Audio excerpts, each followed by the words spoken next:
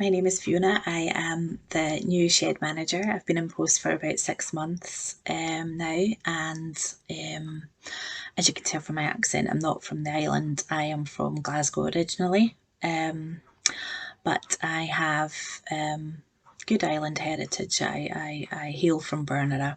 My ancestors are from Bernera, so I have, you know, been familiar with Lewis for such a long time. And just about 4 years ago, we moved up with our two children, husband and I, and it's been a great place to live and a great place to work also.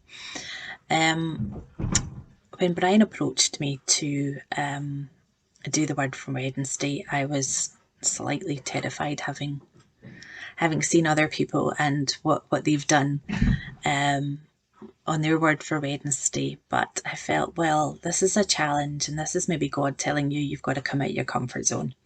And actually, what I want to talk about today, I want to talk about comfort zones. It's one of the things that I feel for the past year and a half we've all been kind of forced into one, slightly against our will due to the COVID restrictions that we were placed under. And thankfully now we're seeing a gradual lifting of these restrictions that maybe allow us to return to what we're used to in terms of what we would call a normal life.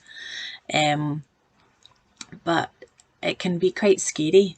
We're in a transition can be a scary thing, and we've all got maybe a bit comfy, in terms of how we've been doing things for the past year. Everything's been kind of home based.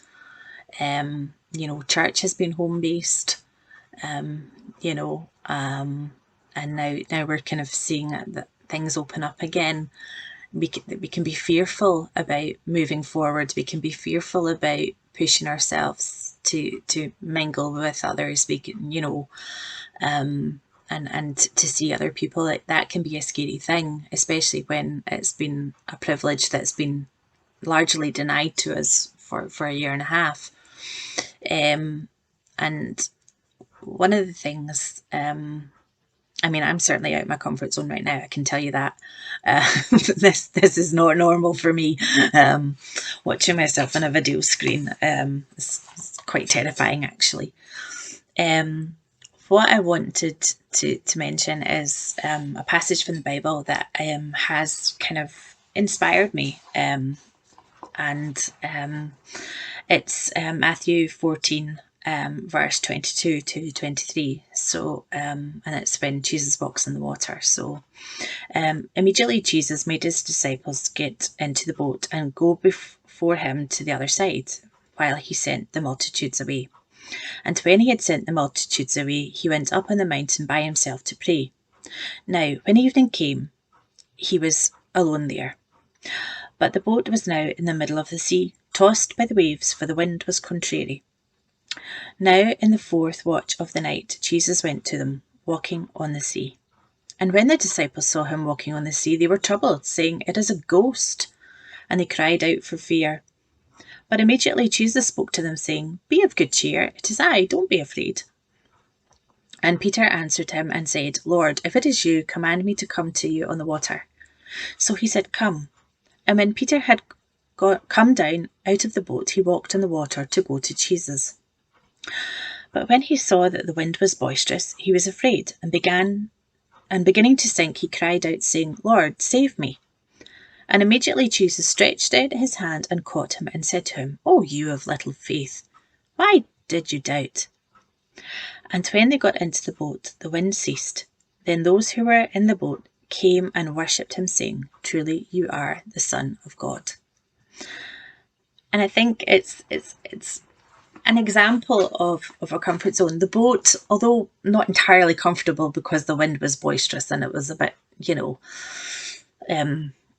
the wind, they were being tossed by the waves, it still was the safe place as opposed to being in the sea.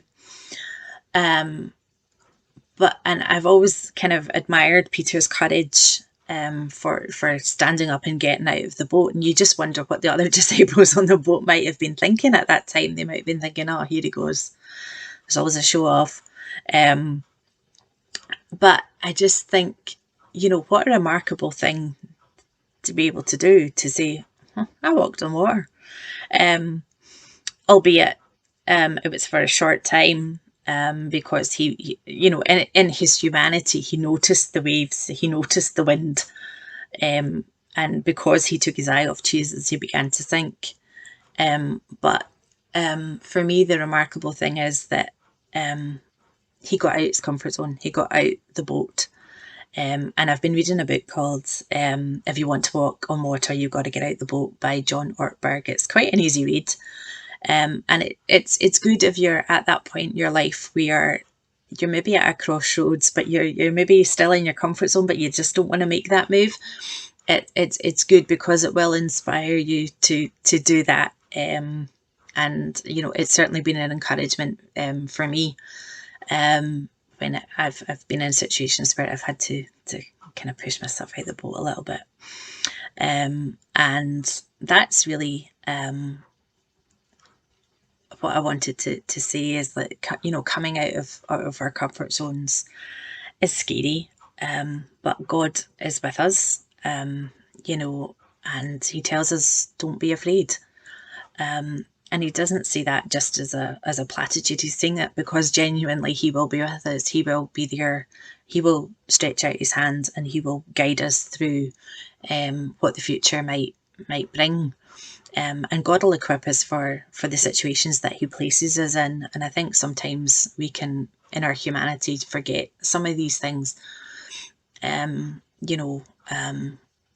can sort of rely on our own strength, and when we find that lacking, that can put us off and send us back into our comfort zones again. So it's just to be aware that God is with us in all situations, regardless of where we are in life and what we're doing.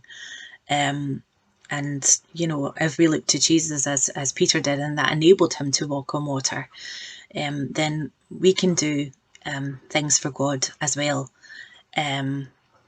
that take us out our comfort zones, that challenge us, that make us grow as Christians. And I think now in this time of transition, we're maybe some of us will be faced with challenges that God puts our way, and it's just to remind ourselves that we can walk on water too. Maybe not in a physical sense, but in a metaphorical sense we can, and God will provide us with the means to do that. And further in the book, by John Ortberg, he talks about a lady who was very ill and was told by her doctors that she was going to there was no more they could do for her, so she had to prepare herself for her own death. And she did so. She contacted her pastor. She arranged her own funeral, what scripture was going to be read, what songs were going to be sung, but she also made another request of the pastor, and that was that she would be buried with a fork. That kitchen utensil that's on your left hand of your plate, left hand side of your plate. Yeah, a fork.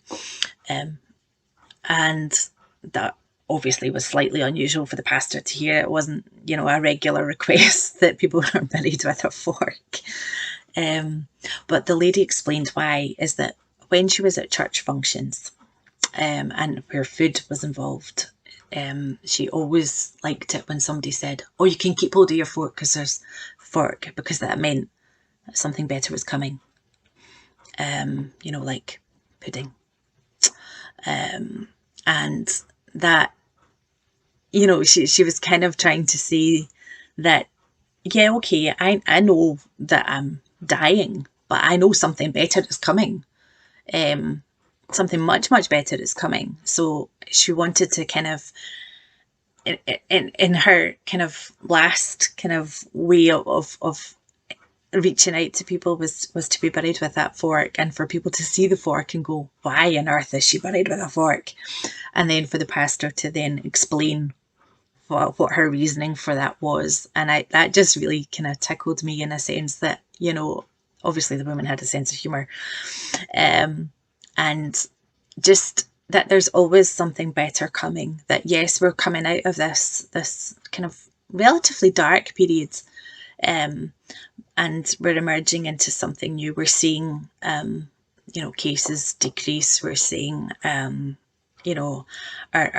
economy kind of come out of this really dark period, and we're seeing churches open their doors again. And it's just by way of encouragement, just that God is always with us, and God knows what the future holds, and even when we don't, and God will equip us for every situation. And I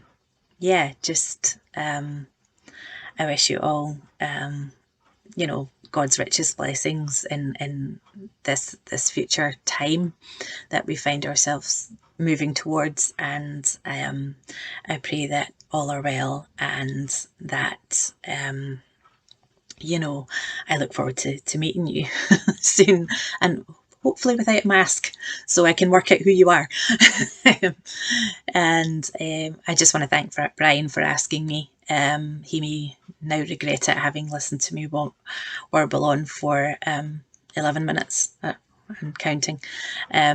But it's just a privilege to be asked, and it's just a privilege just to share my thoughts with you. And I hope it gives you some encouragement, because I know that passage in the Bible, and also that book by John Ortberg, has really helped me. Okay, thanks. Bye-bye.